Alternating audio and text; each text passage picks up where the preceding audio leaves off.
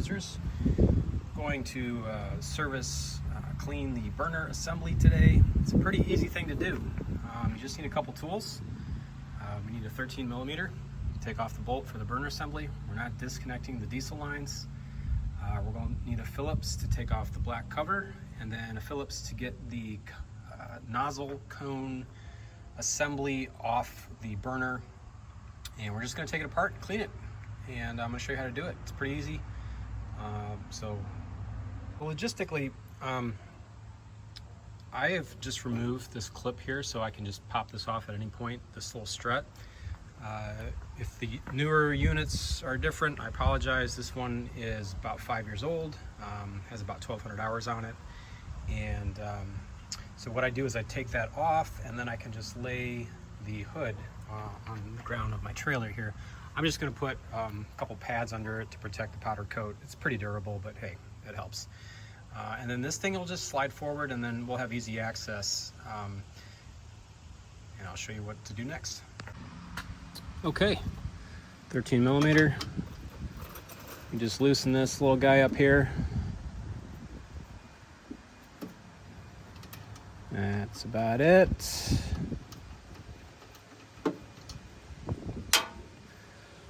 Now, there's going to be a bunch of soot. I highly recommend some nitrile gloves.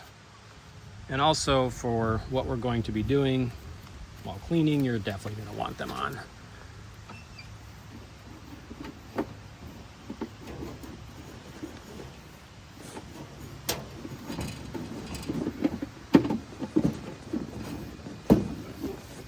Okay, another thing I forgot to mention, I put a towel in here, and then that way the burner assembly can kind of rest on that, and you're not putting any stress on the diesel lines here. So that's pretty dirty. I had the original nozzle in this thing.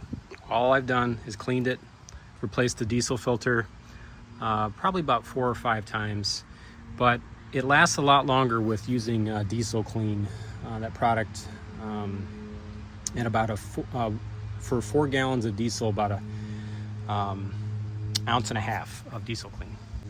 Okay, so our next step is you're just going to take off these 3 Phillips screws on the cone here.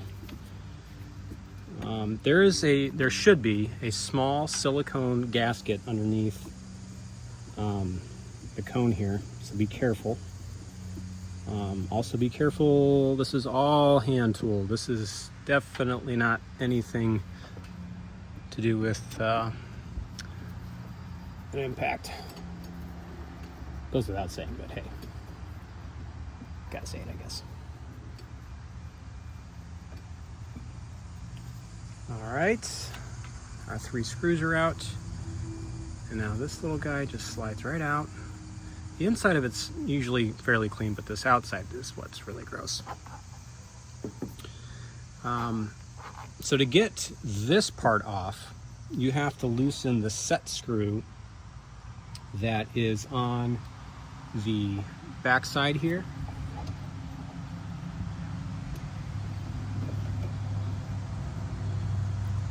And I'm going to show you here, this is about the amount of clearance you want between the,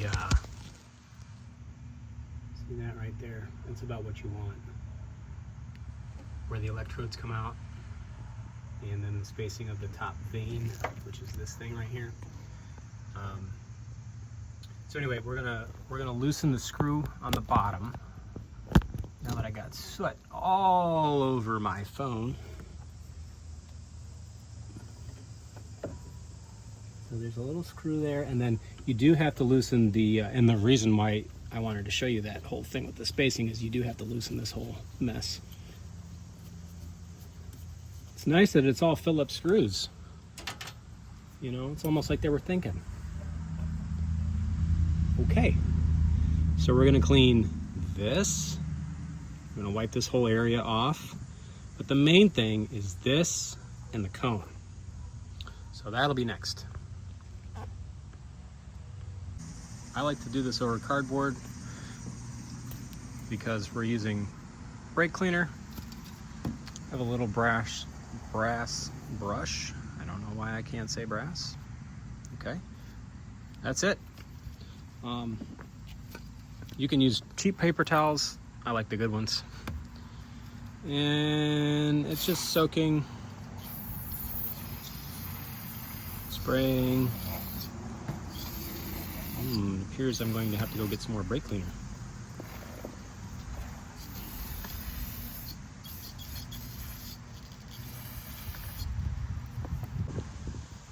Got another can.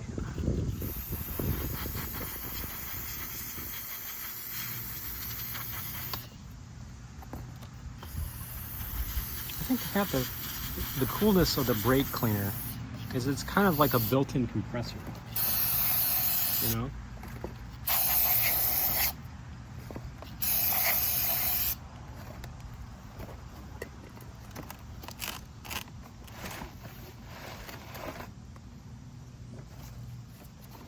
Leave it to me to get the runoff on beautiful brick pavers here.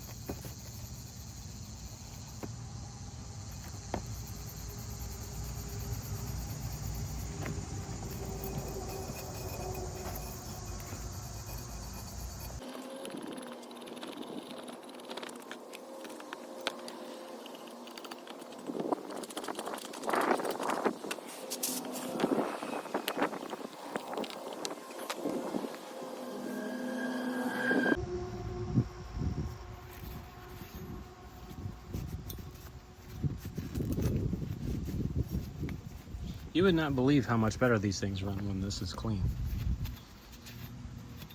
Quiet, there's hardly any soot that comes out the vent.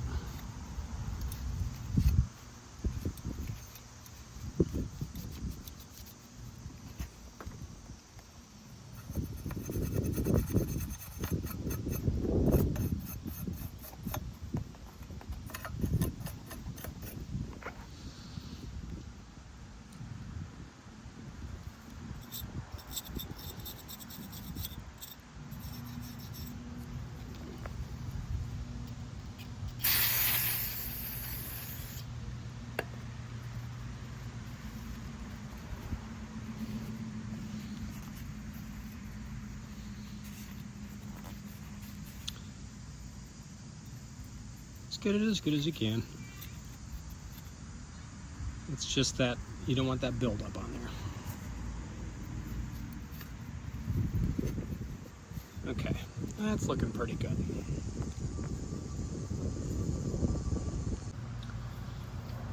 Okay, that was literally just off camera another 2 minutes, and all I did was brake cleaner, towels. I use the brass is nice because it really doesn't mar the finish. Not that this needs to be protected, but I've never noticed a scratch on it.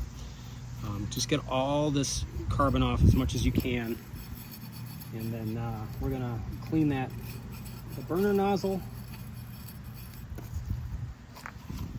We should be good to reassemble. Okay. Okay, let's go over to the nozzle. So our nozzle is obviously the most delicate and important part of this whole mess. And the cool thing is, I just have sprayed a little bit of brake cleaner.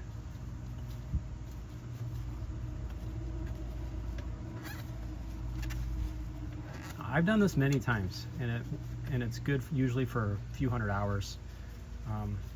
By the way, you notice the silicone little gasket I mentioned earlier. Here it is. This is my original one. If you take care of stuff, you know, it generally lasts. Just gonna wipe a little bit of this stuff off here. Sometimes I feel like that's some extra sealant, so I don't want to get it too clean, but the burner nozzle, I do. I think we're looking good though. So if you want to, you can get your gasket situated first. Now, I have noticed over the years that I've done this, that I'm not entirely sure that this is an equal spacing situation. And this thing is a little bit warped because it's older and has gotten hot. So, you know, get it close. Looks pretty good. Okay, now the vane goes on next.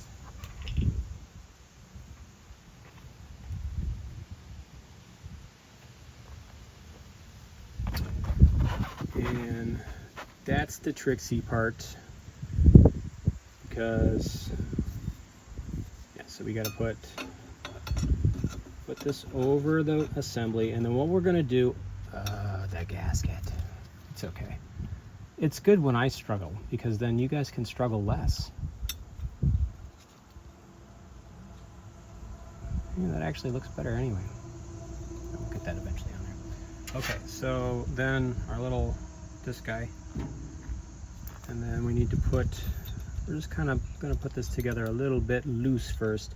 The nice thing is, if you don't clean off the electrodes, or I should say this insulator or whatever's on this igniter wire here, you kind of know where you need to be. Well, if you think I can get this started, you're wrong.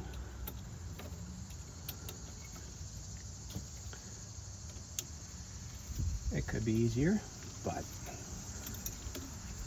oh, there we go. Okay, so we got our screw started, so we're just going to slide this down until our mark is approximately, and this is only one of the two things we're lining up, remember.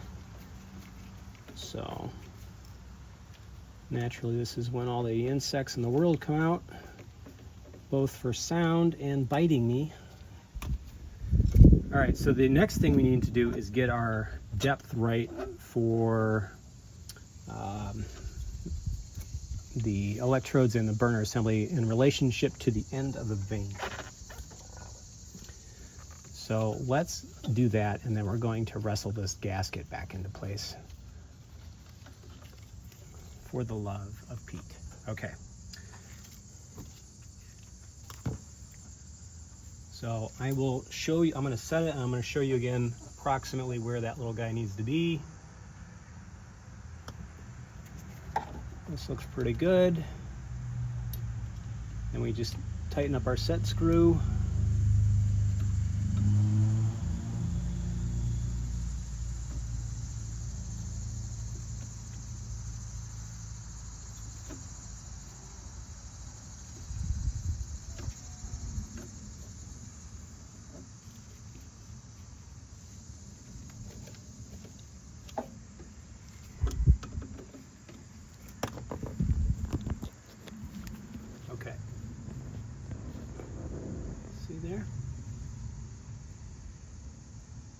This is the way I've done it many times. It works every time. You may have to, adjust your fuel pressure, but you might have to do that anytime or multiple times a year. I've only had to adjust mine, I think, twice this year. I don't know, atmospheric changes,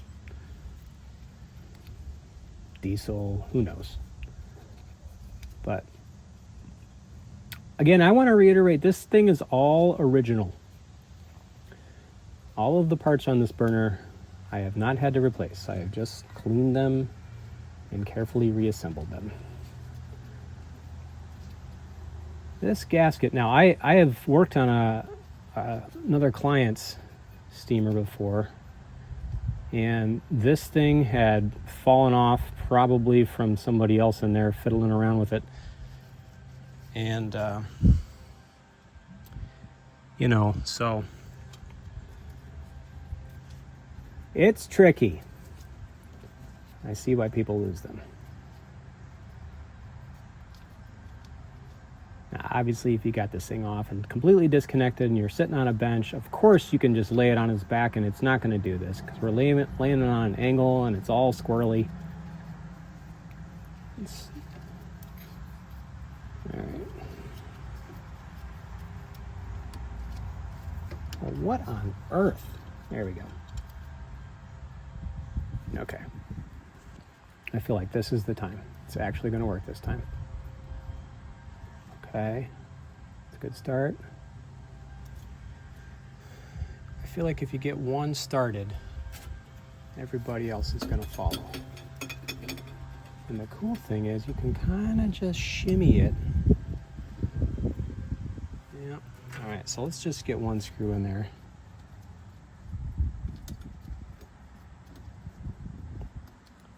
Looks like an aircraft part. Fancy.